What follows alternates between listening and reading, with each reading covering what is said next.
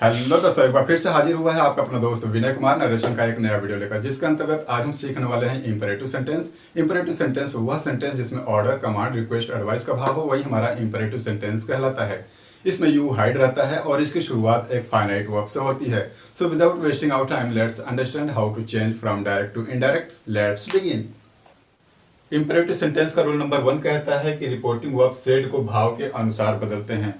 कहने का अर्थ यह है कि डायरेक्ट स्पीच में इन्वर्टेड कामा में क्लोज वाला भाग रिपोर्टेड स्पीच है और उसका जैसा भाव रहेगा उसके अकॉर्डिंग हम रिपोर्टिंग वर्ब सेड को चेंज करते हैं इनडायरेक्ट बनाते समय। जैसे यहाँ पे देखिए, the teacher said to me comma inverted comma sit in your class and learn your lesson. हम जानते हैं कि सेड क्या है, रिपोर्टिंग वर्ब है और इन्वर्टेड कामा में क्लोज वाला भाग रिपोर्टेड स्पीच कही जाती है। तो जैसा इसका भाव रहेगा, इन्वर्टेड कामा में क्लोज जो रिपोर्टेड स्पीच है उसका जैसा भाव रहेगा, इनडायरेक्ट बनाते समय सेड को हम उसी के अनुसार चेंज करते हैं। कहने का अर्थ, यदि रिपोर्टेड स्पीच में ऑर्डर का भाव है तो इनडायरेक्ट बनाते समय हम सेड को चेंज करेंगे ऑर्डर्ड में, और वहीं यदि रिपोर्टेड स्पीच में रिक्वेस्ट का भाव है तो इनडायरेक्ट बनाते समय हम सेड को चेंज करेंगे रिक्वेस्टेड में, और यदि उसमें एडवाइस का भाव दे रहा है रिपोर्टेड स्पीच में तो हम इनडायरेक्ट बनाते समय सेड को चेंज करेंगे एडवाइज्ड में। ओके। रूल नंबर 2 क्या है कि रिपोर्टेड स्पीच के वर्ब के पहले टू जोड़कर इन्फिनिटिव बना लेते हैं। इन्फिनिटिव बोले तो टू प्लस वर्ब का फर्स्ट फॉर्म। आइए इसको हम इनडायरेक्ट बनाते हैं और समझते हैं। पहला सेंटेंस है, the teacher said to me comma inverted comma sit in your class and learn your lesson. इसका जब हम इनडायरेक्ट बनाएंगे तो कुछ इस प्रकार से हो जाएगा, द टीचर। अब देखिए यहाँ पे हमें सेड को चेंज करना है। आप असर्टिव सेंटेंस में सेड टू को चेंज करते थे टोल्ड में, इंट्रोगेटिव सेंटेंस में आप सेड टू को चेंज करते थे आस्क्ड में, लेकिन यहाँ पे इंपरेटिव सेंटेंस में सेड टू को चेंज करने के लिए आपको ये देखना पड़ेगा कि रिपोर्टेड स्पीच वाला भाग कैसा है, इसमें किस प्रकार का भाव प्रकट हो रहा है। तो देखिए, अध्यापक ने मुझसे कहा सिट इन योर क्लास, अपनी कक्षा में बैठ जाओ और अपना पाठ याद करो। लर्न योर लेसन, अपनी कक्षा में बैठ जाओ और अपना पाठ याद करो। तो क्या यह एडवाइस का भाव दे रहा है टीचर? बिल्कुल नहीं। तो क्या इसमें रिक्वेस्ट का भाव है? नहीं। तो इसमें क्या है कि एक ऑर्डर का भाव प्रकट हो रहा है। टीचर ने मुझसे कहा कि अपनी कक्षा में बैठ जाओ और अपना पाठ याद करो, तो एक प्रकार का ऑर्डर का भाव प्रकट हो रहा है। तो हम सेड टू को चेंज कर लेंगे ऑर्डर्ड में, नियमानुसार ऑर्डर्ड। रिपोर्टिंग वर्ब का ऑब्जेक्ट मी है तो इसमें कोई परिवर्तन नहीं करेंगे, हम मी को मी ही रहने देंगे। आगे कॉमा इन्वर्टेड कॉमा हटाएंगे और देखिए मेन वर्ब सीट है तो इसके पहले हम टू लगाएंगे। तो हम क्या यहाँ पे कर रहे हैं, टू का प्रयोग कर रहे हैं सीट से पहले। आगे हम सीट लिख रहे हैं, टू सीट इन। अब यहाँ पे योर प्रोनाउन का प्रयोग हुआ है। जैसा कि हम जानते हैं योर प्रोनाउन सेकंड पर्सन का है और इसको चेंज करेंगे ऑब्जेक्ट के अनुसार। ऑब्जेक्ट यहाँ पे मी है। तो देखिए एक चीज और समझिएगा, योर एक पजेसिव के फॉर्म में है और मी एक ऑब्जेक्ट है, तो मी को भी हमें बनाना पड़ेगा पजेसिव। और जैसा कि हम जानते हैं मी का पजेसिव होता है माई, तो यहाँ पे हम कर लेंगे माई क्लास एंड लर्न। यहाँ भी योर का प्रयोग हुआ है। जिस प्रकार से आपने योर को यहाँ पे माई में चेंज किया है, वैसे यहाँ पे भी योर को आप चेंज कर लीजिए माई में। My lesson stop. इस प्रकार से इनडायरेक्ट हुआ, the teacher ordered me to sit in my class and learn my lesson.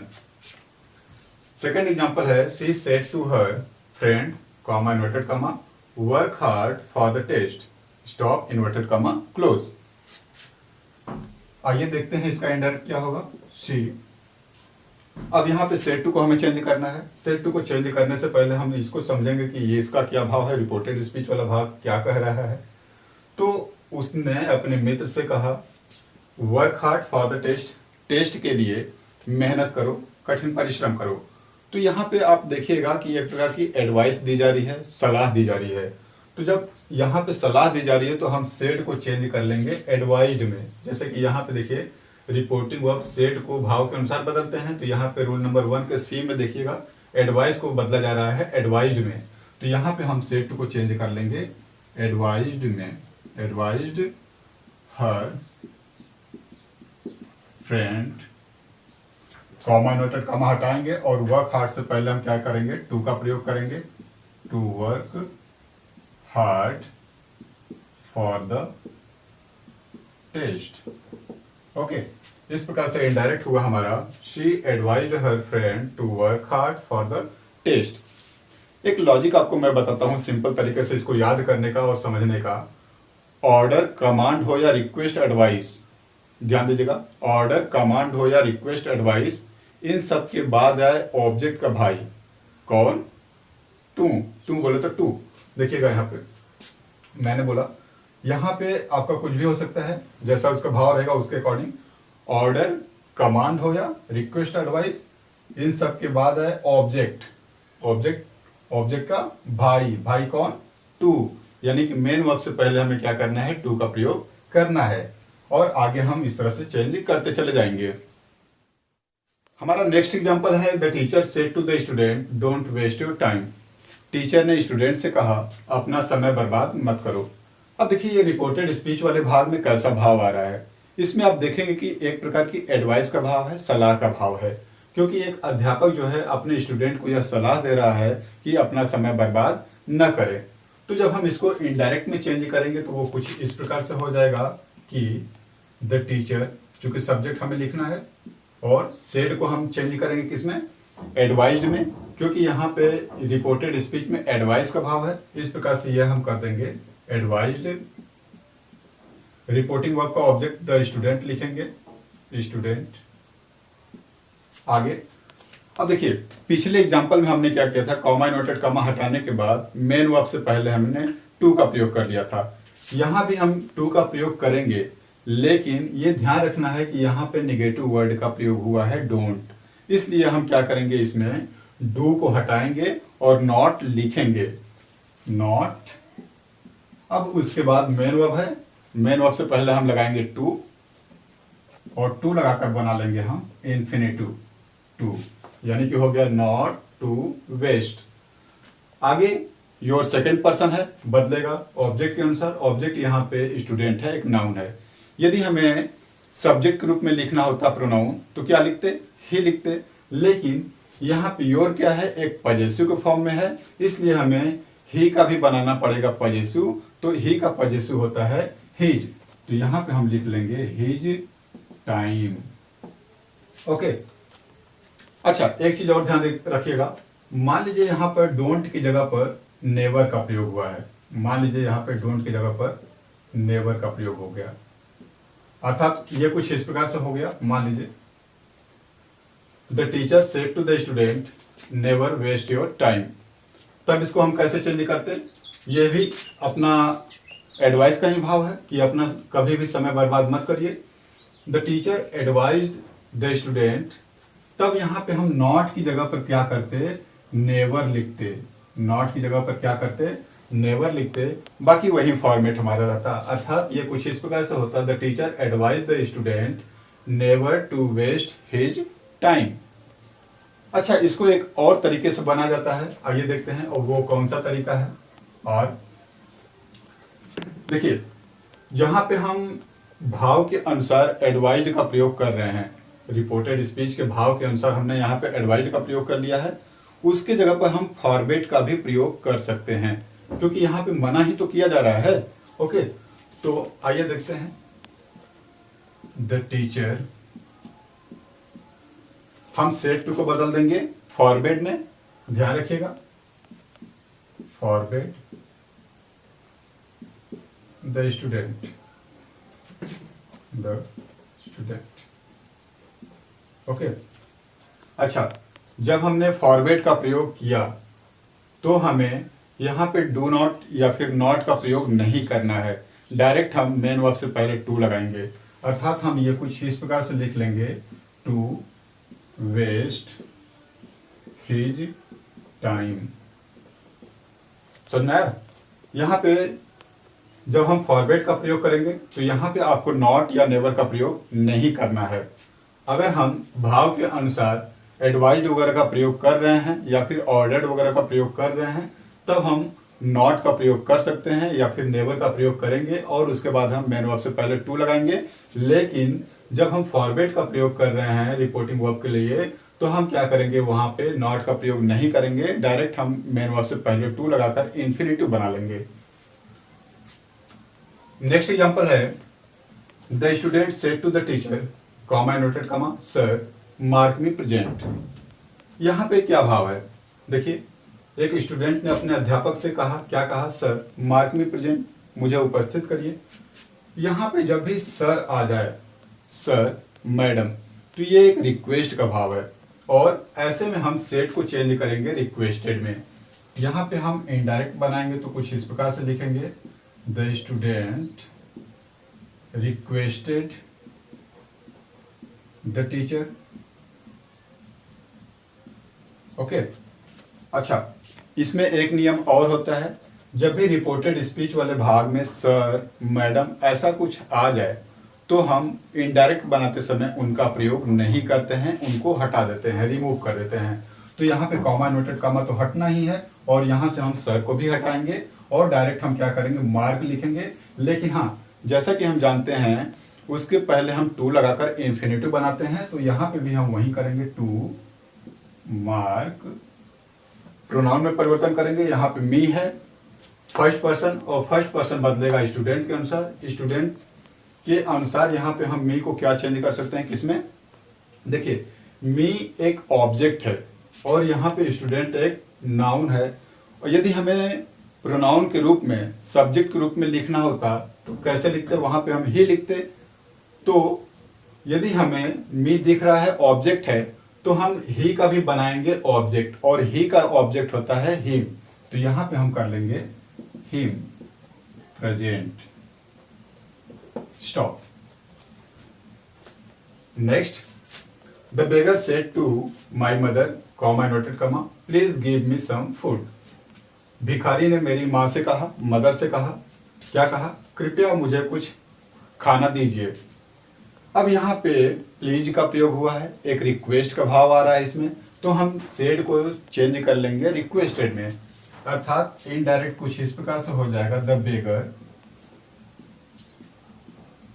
Said to को बदल दिया हमने रिक्वेस्टेड में, यहाँ पे रिक्वेस्ट कर रहा है बेगर, माई मदर, रिक्वेस्टेड यहाँ रहेगा, रिक्वेस्टेड माई मदर, कॉमा नोटेड कॉमा तो हटेगा ही। और रिपोर्टेड स्पीच में जब भी प्लीज आ जाए, काइंडली आ जाए, तो इनडायरेक्ट बनाते समय हम इनका प्रयोग नहीं करते हैं। जिस प्रकार से आपने ऊपर देखा कि जब भी सर या फिर मैडम का प्रयोग हो रहा है तो इनडायरेक्ट बनाते समय इनको रिमूव कर देते हैं, वैसे ही यदि आपका प्लीज या फिर काइंडली का प्रयोग हो तो इनडायरेक्ट बनाते समय हम उनको हटा देते हैं। और आगे देखिए, गिव यहाँ पे मेन वर्ब है और उसके पहले हम टू लगाकर इन्फिनेटिव बना लेंगे, to give me, first person object के रूप में है, फर्स्ट पर्सन बदलेगा और सब्जेक्ट के अनुसार, सब्जेक्ट यहाँ पे बेगर है, और यदि हमें सब्जेक्ट के रूप में, प्रोनाउन के रूप में लिखना होता तो ही लिखते, लेकिन यहाँ पे मी एक ऑब्जेक्ट के रूप में है, तो हम यहाँ भी देखेंगे ही को हम बनाएंगे ऑब्जेक्ट, और ही का ऑब्जेक्ट होता है हिम। तो यहाँ पे हमने कर लिया हिम सम फूड, स्टॉप। बस ये ध्यान रखना है आपको कि जब भी रिपोर्टेड स्पीच वाले भाग में सर, मैडम, प्लीज, काइंडली इन सब का प्रयोग हो तो इनडायरेक्ट बनाते समय हम उनका प्रयोग नहीं करते हैं, रिमूव कर देते हैं। डायरेक्ट हम मेन वर्ब से पहले टू लगाकर उसको इन्फिनेटिव बना लेते हैं। नेक्स्ट एग्जांपल देखिएगा, पहले ही ये रिपोर्टेड स्पीच वाला भाग दे दिया है, इन्वर्टेड कॉमा में क्लोज करके, seat down and learn your lesson, comma boys said the teacher, अर्थात टीचर ने कहा सिट डाउन, बैठ जाओ और अपना अपना पाठ याद करो, और अपना पाठ याद करो लड़कों। अब आप यहाँ पे देखिएगा तो जो रिपोर्टेड स्पीच वाला भाग है वो कैसा है, किसी को देखो एड्रेस किया जा रहा है, किसी को संबोधित की जा रही है। तो जब भी ऐसा सेंटेंस होता है, किसी को संबोधित करके कोई बात कही जाती है, तो वो उस टाइप का सेंटेंस कहलाता है वोकेटिव केस, वोकेटिव केस। तो जिसको भी संबोधित किया जाता है उसको हम रिपोर्टिंग वर्ब का ऑब्जेक्ट बना लेते हैं, जो कि हम पिछले वीडियो में सीख चुके हैं। तो जब हम इसका इनडायरेक्ट बनाएंगे तो ये कुछ इस प्रकार से हो जाएगा कि द टीचर, देखिए भले ये रिपोर्टेड स्पीच वाला भाग पहले दिया है और रिपोर्टिंग वर्ब बाद में है, लेकिन जब भी हम इनडायरेक्ट बनाएंगे तो पहले ये वाला भाग यानी कि रिपोर्टिंग वर्ब वाला भाग हम पहले लिखते हैं और ये जो रिपोर्टेड स्पीच वाला भाग है उसको बाद में लिखते हैं। द टीचर, अब यहाँ पे देखिएगा सेड को हमें चेंज करना है, तो सेड को चेंज करने के लिए यहाँ पे हम देखेंगे कि कैसा भाव है रिपोर्टेड स्पीच में। इसमें आप देखिएगा कि अध्यापक लड़कों को बैठने के लिए और अपना पाठ याद करने के लिए कह रहे हैं, तो एक प्रकार का इसमें ऑर्डर का भाव है, तो यहाँ पे हम चेंज कर लेंगे ऑर्डर्ड में, ऑर्डर्ड। अब बॉयज को हम क्या बनाएंगे, रिपोर्टिंग वर्ब का ऑब्जेक्ट बनाएंगे, द बॉयज। जैसा हम जानते हैं वोकेटिव केस में किसी को एड्रेस किया जाता है, तो जिसको भी एड्रेस किया जाता है उसको हम रिपोर्टिंग वर्ब का ऑब्जेक्ट बना लेते हैं, द बॉयज। आगे हम कॉमा इन्वर्टेड कॉमा हटाकर टू का प्रयोग करेंगे, to sit down and learn. अब देखिए यहाँ पे योर है, योर सेकेंड पर्सन बदलेगा ऑब्जेक्ट के अनुसार। ऑब्जेक्ट हमने क्या यहाँ पर दिखाया है, बॉयज है, बॉयज प्लूरल है।